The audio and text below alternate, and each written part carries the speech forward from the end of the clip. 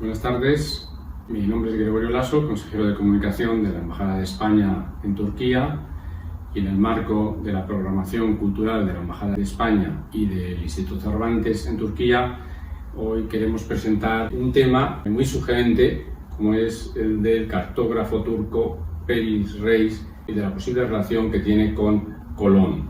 Se trata de un mapa antiguo, de uno de los primeros mapas sobre la situación de Europa y de América, que es del año 1517, y tenemos con nosotros esta tarde a Gülşen Çeliker, que es una productora turca que ha estado investigando durante años la figura de Peri Reis y su obra cartográfica, y que está especialmente interesada, después de haber investigado durante varios años en otros archivos, como son los del Vaticano, en Italia, en las universidades americanas, está interesada, como decía, en poder establecer esta relación que hubo entre Peri Reis y los mapas a través de los cuales realizó este tan conocido, uno de los primeros mapas más interesantes sobre América.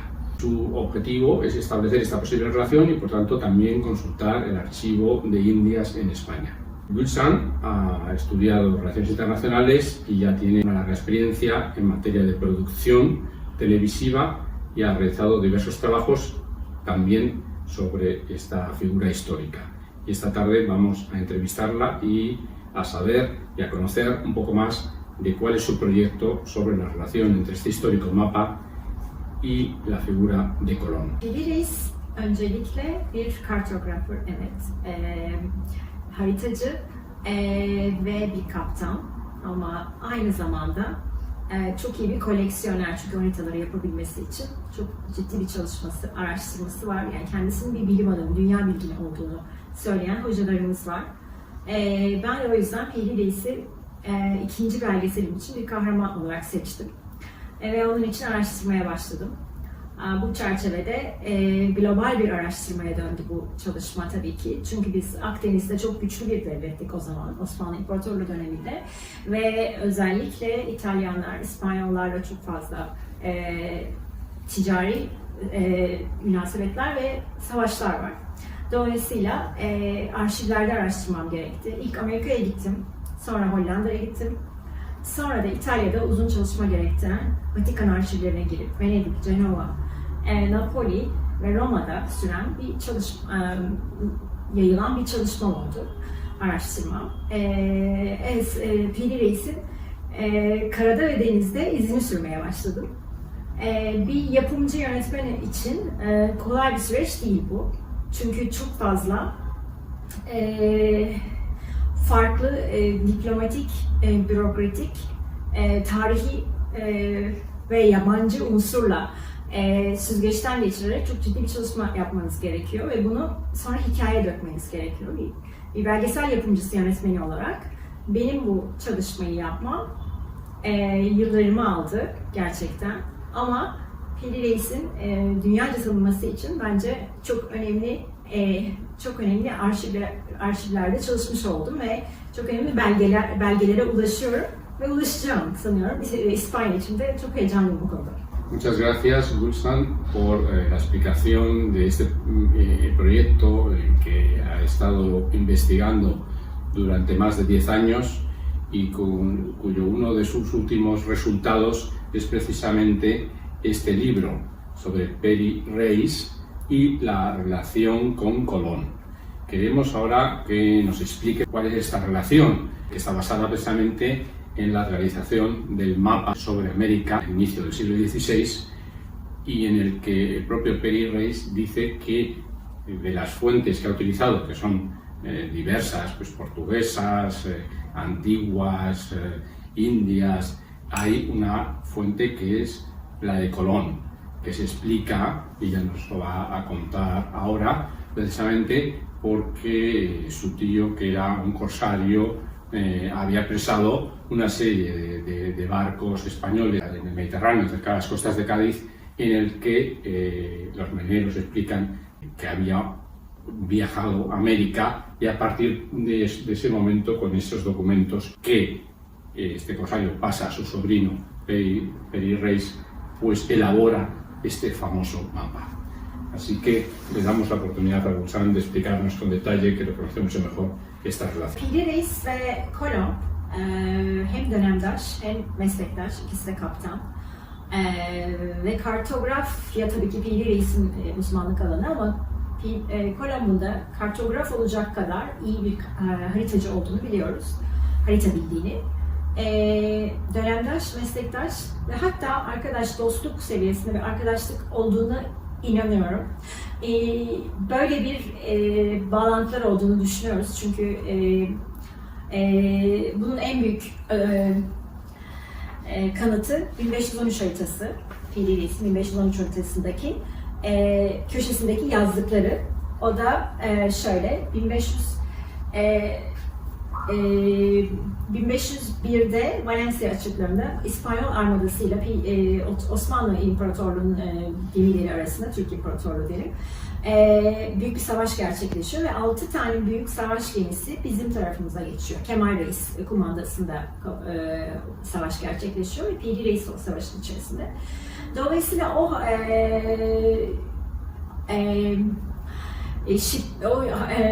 gemilerden çıkan haritalar arasında Kolomb'un yaptığı harita da var. Ve bizimkilerin eline, yani Kemal Reis'in eline geçiyor. Piri Reis onu çok iyi bir şekilde inceliyor. Ve onu kaynaklarından biri yapıyor meşhur 1513 haritasında. Tabii ki orada 20 tane farklı harita var. 8 tane Portekizli'nin, 2 tane Hint-Çin haritası, 9 tane Cafiliye dediğimiz Arap haritaları, bir tanesi de özellikle Kolomb'dan alınan Amerika haritası, dünya haritası, Antilya haritası olarak geçiyor. Ve bu dünyaya tanıtacağımız en önemli, en özel, en orijinal bağlantı Kolomb'la Piri Reis arasında. Ben de aslında belgeselimde bunu çok iyi bir şekilde anlatmak istiyorum. Kanıtlarıyla İspanyol arşivleriyle çalışarak, İtalyan arşivlerinde çalıştığım gibi.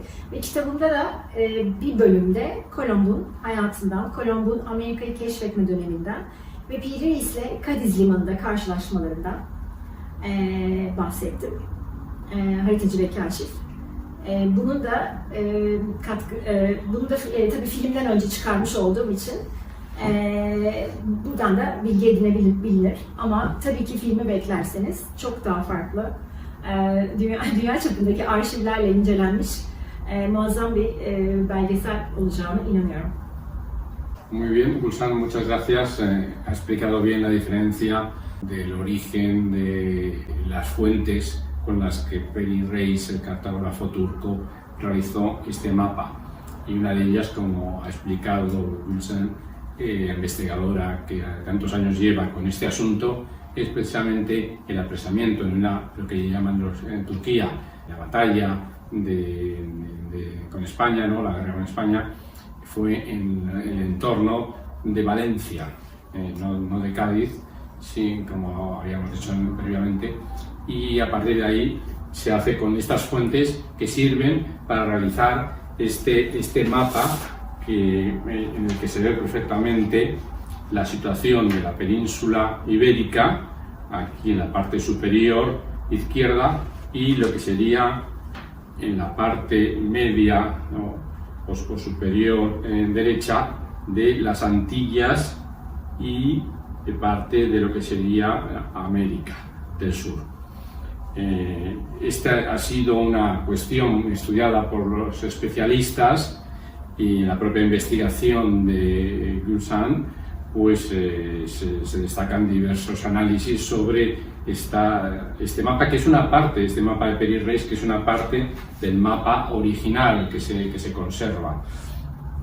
Y por lo que nos gustaría que nos explicase Gülşen esos detalles que se consideran tan interesantes para la época en la que ya se representa pues lo que serían unas islas que serían las Antillas, lo que llamaban los portugueses las Antillas, es decir, las antípodas de Portugal o de la península ibérica, ¿no? En ese momento.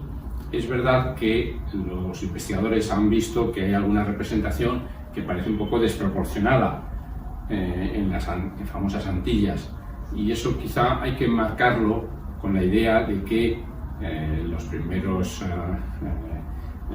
navegantes como Colón hacia América no sabían que existía América exactamente. Ellos pensaban que llegaban a Asia. Probablemente haya una cierta idea o representación ahí, como han dicho algunos expertos, de Zipango, ¿no?, de lo que era el Japón de esa época. Pues Ulsan nos va a explicar ahora un poco esta relación con las Antillas y con América en el mapa. 1513 haritası çok özel bir harita çünkü dünyada Antilya'nın ilk defa gösterildiği bir harita. Kolomb tarafından çizilmiş Antilya kısmının. Ve biz bunun 1/4'ine ya da 3'te 1'ine sahip oluyoruz, bu haritanın sahibiz şu anda. Diğer tarafı zaman içerisinde kullanılarak yok edilmiş ya da yok olmuş denizde ya da karada. Bence seyahatlerde yok olduğu düşünülüyor. Ama burada anlatılan Antilya bölümü ve Amerika'nın ilk orijinal harita olması, San Salvador'u göstermesi, bunlar çok özel detaylar. Ama burada bir hata var aynı zamanda. Zipango, yani Japonya'nın San Salvador, Amerika güney kıyılarında çizmiş P.D. Reis. Orada bir hata oluşmuş ama bunu 1513'ten sonra yaptığı 1528 dünya haritasında düzeltip Japonya'yı doğru tarafında kullanıp 1528 haritasında burada görebilirsiniz. Çok iyi durumda değil aslında dosyamda ama en azından düzeltmeler var burada.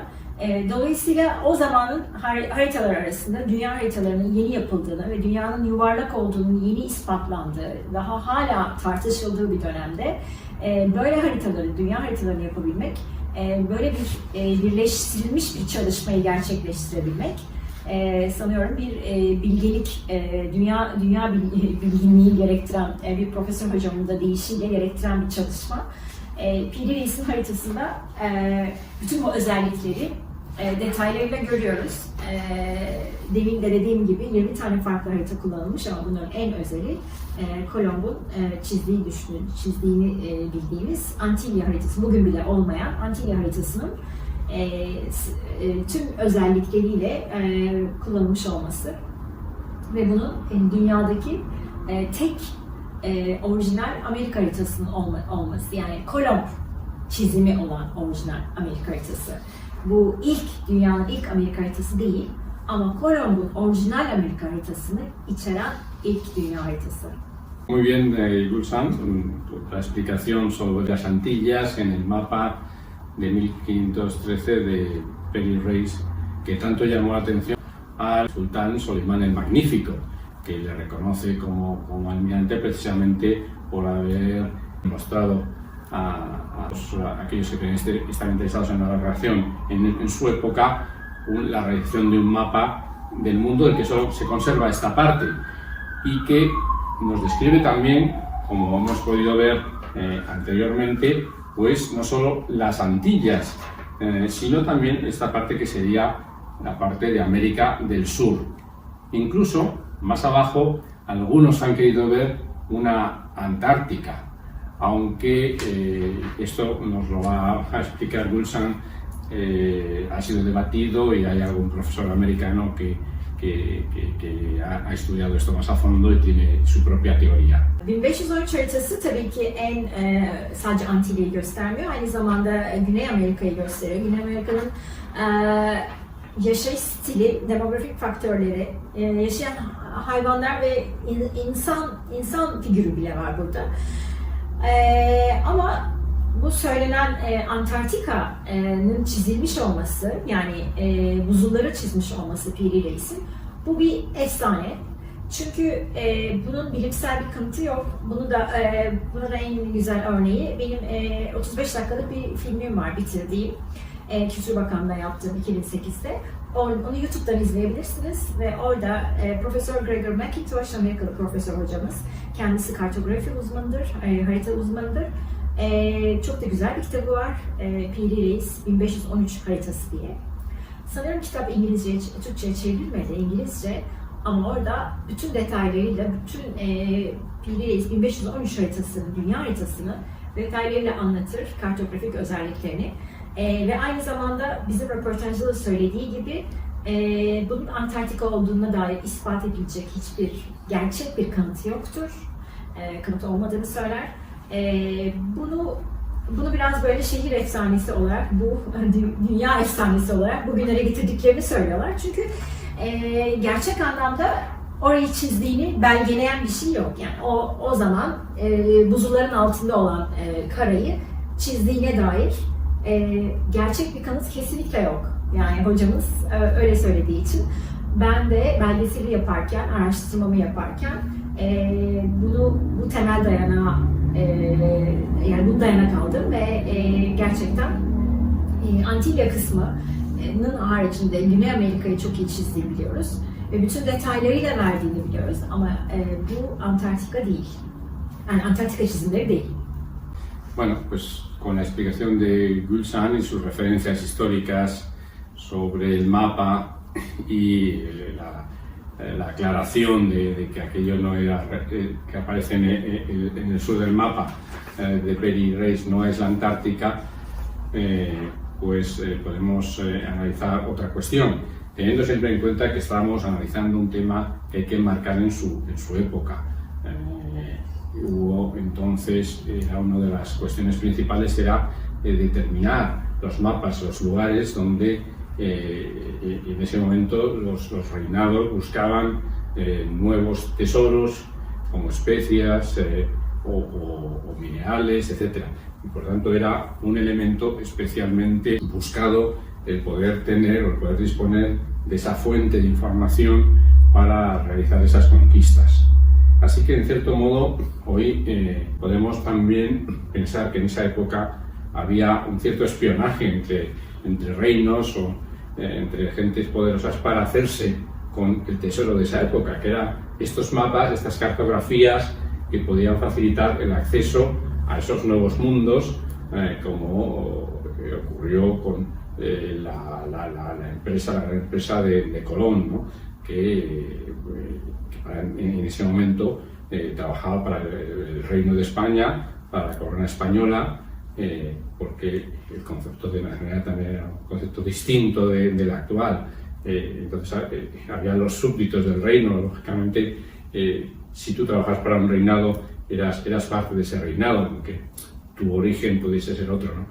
Y entonces en esa época esta búsqueda de esas cartografías parece ser que era un elemento muy relevante, un gran tesoro para cualquier reino. Pues Gülşen nos va a exponer en este momento esa teoría. Tabii o zamanlar kartografyanın değeri şöyle anlaşılabilir. Emerging power İngilizcesinde söyleyeceğimiz gelişmekte olan güç. Denizlerde açılmak için bilimi ve bilimi, astronomiyi, fizik, matematiği hepsini kullandıkları ve sonra haritaları çizdikleri bir dünya oluşmuş durumda. Yani bunun için imparatorluklar birbirleriyle yarış halindeler. Bir takım bilim adamlarını kullanıyorlar, denizcileri, kaptanları kullanıyorlar. Onların bilgilerini birbirlerinden hatta çalarak belki el değiştirerek. Çünkü bu haritaların, kartografik haritaların çıkarılması da bir mesele, yani yapılması devlet meselesi gibi bir değerde tutuluyor ve o yüzden bu tip çalışmalar yapanlar bazen gizli saklı, birbirinden farklı, yani devlet sırrı gibi kullanılan haritalar var. Haritalar zaten saklanır ve gizli yerlerde satılırmış ve bunu ancak harita çizenler bilirmiş ve bu tip çalışmayı Piri Reis'in de yaptığını düşünüyoruz. Çünkü gittiği yerlerden, gezdiği yerlerden saklı haritaların satıldığı yerleri bilir ve onları araştırırmış. Bu dünyada da böyle olduğu için bir harita almak, harita çalmak, haritaların birbirinin ülkelerine, yani ölümle cezalandırılan profesör hocalarımızın söylediği gibi durumlar söz konusu. Çünkü ülkelerin gelişmişlikleri için, yani ileri gitmeleri için bu yeni yolların keşfedilmesi, yeni baharat yolları, yeni ham madde yollarının keşfedilmesi haritaların kullanılmasıyla oluyor. Yani bilimsel olarak haritaların kullanılması o zaman için geleceğin gücünü yakalamak için ülkeler arasında bir yarışma kaynağı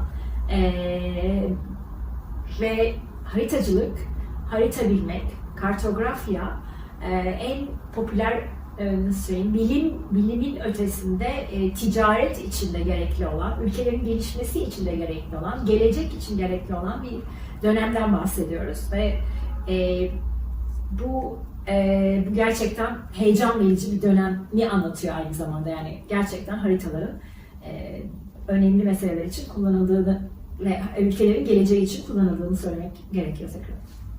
Muy interesante, Gülşen, tus últimas explicaciones.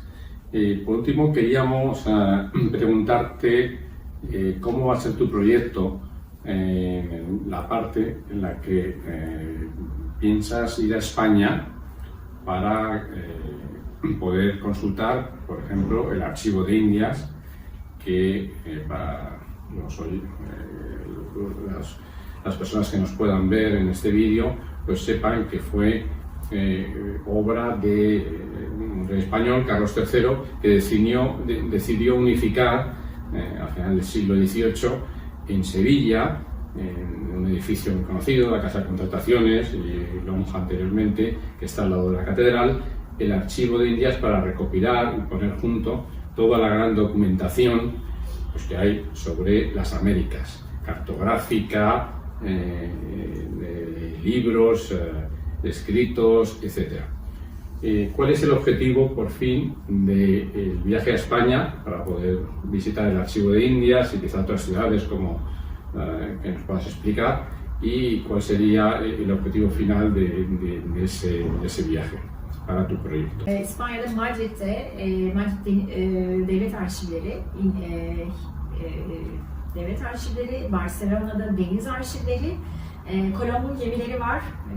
Pinta Santa Maria, onları da ziyaret etmek istiyorum. Ayrıca Salamanca Üniversitesi'nde çok önemli bir profesör hanımla, yani doçent daha doğrusu, onunla görüşmem gerekecek. Muhtemelen bir röportaj yapacağım ama Madrid'deki röportajı daha heyecan verici. Çünkü Kolomb'un sanıyorum 15 ya da 16. kuşak torunu hanım profesör ile röportaj bana çok belgesele çok ayrıntılı, yani aydınlatıcı bilgiler vereceğini düşünüyorum. Bunun yanı sıra Sevilla, sanıyorum Kolomb'un evi ya da aynı zamanda oradaki bağlantıları ve Sevilla'daki arşivler de önemli. Ama Salamanca Üniversitesi'ndekinde ayrıca özel buluyorum. Çünkü Kolomb'la Piri Reis'in dönemdaş meslektaşlığını altını çizen bir kitap yazan dediğim gibi doçent hanım var. Onunla onun kitabının da bir kaynakça olacağını düşünüyorum. Çünkü ortak hocaları, kartografya hocaları olduğunu düşünüyorum. Biliyoruz, pardon. Dolayısıyla o çalışmayı, yani o araştırmayı da tamamladığımızda İspanya arşivlerindekilerle birlikte belgeselin çok başka bir boyuta geleceğinden eminiz.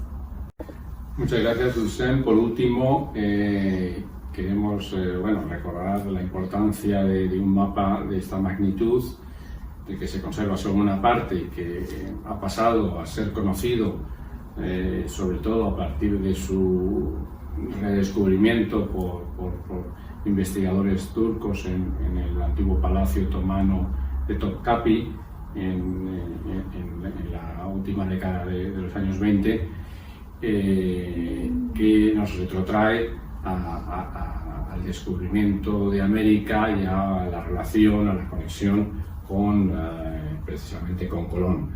Ha habido muchos mapas, ha habido otros autores como Juan de la Cosa, Valsi-Müller, que han recogido pues, los viajes y las navegaciones que se hicieron en el principio del siglo XVI y Piri Reis pues, tiene una importancia, tuvo una importancia enorme en su momento. Por eso, ¿cuál es el objetivo final? Queremos que nos expliques, Dulcen, de este proyecto. Sería como productora y como directora, ¿sería un documental o también hay algo más? Belgesel için çalışma yaptık tabii ki. Topkapı Sarayı arşivlerinden başlayarak. Çünkü Piri Reis'in haritası 20.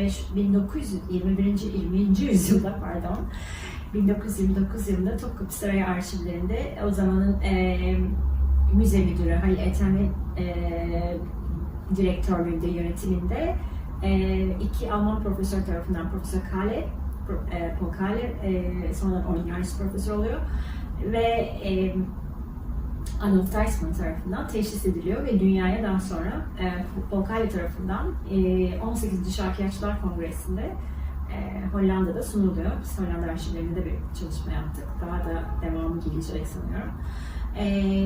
Yapacağım belgeselle bütün bu Fil Bireysin haritasının 19. yüzyıldaki, 20. yüzyıldaki keşfinden başlayıp 1500'lü yıllardan bugüne gelen bütün bu serüveni anlatmak istiyorum. Anlatacağız tabii ki. Ama bu bir drama belgesel olarak birçok konuya, yani Akdeniz'deki bütün ülkelerin tarihi arşivleriyle birleşecek bir çalışma, belgesel olacak. Daha sonrası için de tabii ki film yapmak gibi büyük bir hayalimiz var. İnşallah onu gerçekleştirebiliriz. Çünkü bunun deniz savaşlı büyük bir film olması çok büyük bütçe gerektiriyor. Belgesel için bile ben bu kadar mücadele verdim, yani bu kadar çaba gösterip, bu kadar emekle bu aşamaya getirdiğime göre film için daha büyük bir çalışma gerekecek. Daha büyük bir ekip, daha büyük bir destek. Ama sanki belgesel bittiğinde onun yolu da açılacak gibi geliyor bana ve çok güzel bir hikayeyi dünyaya anlatmış olacağız. Yani hem Kolomb'la ilişkisi, Fil Bireys'in orijinal ilişkisi, dünya tarihinin de bilmediği konular, hem kartografyanın önemi, dünya tarihinde önemi, bunun çünkü devamı sanayi ihtilaline kadar uzuyor. Bütün bu çalışmalar bize dünyanın gizli kalmış bir hikayesini sunacak.